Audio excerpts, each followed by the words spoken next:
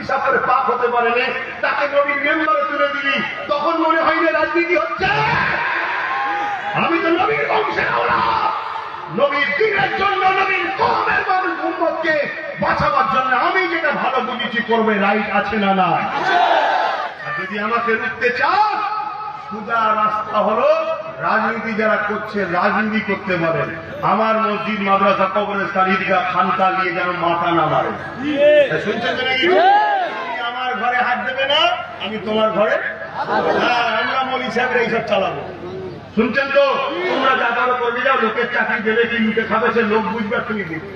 আমি তখন কথা বলতে ধর্মসভায় আসবো না, নাগরিক হিসাবে একটা অধিকার আছে, তিনি জনসভা করে চিনলাই সেটা আলাদা কথা, জলসাতে এইসব কথা বলবো না। কথা মাথায় থাকবে তো নাকি?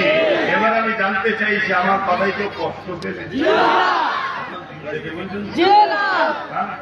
তাহলে আমি একটা প্ল্যান করছি, একটা মাথা দেখাবার দরকার আছে, একটা মাথা দেখাবার দরকার আছে কি? হ্যাঁ, বুঝতেই পেরে গেছে, চলছে কাজ, যদি হয়ে যায় খবর পেলে যেতে হবে। যেতে যাবেন না? আমার ভাই আপনাদের পয়সা দিয়ে গাড়ি ভাড়া দেওয়ার পয়সা নেই, যাবেন তো? বিড়ি কেটে যাবেন তো?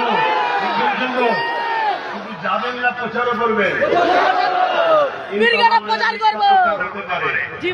আমার পেজ আছে জানেন তো, প্রতি শুক্রবার দিন লাইভে করছি পীরজাদা এমডি আব্বাস সিদ্দিকী পেজে, এবং PABS ইউটিউব চ্যানেলে খবর পাবেন। তাদের কাগজ জমা দিয়ে কাজ চলছে, কথা বুঝে আসছে।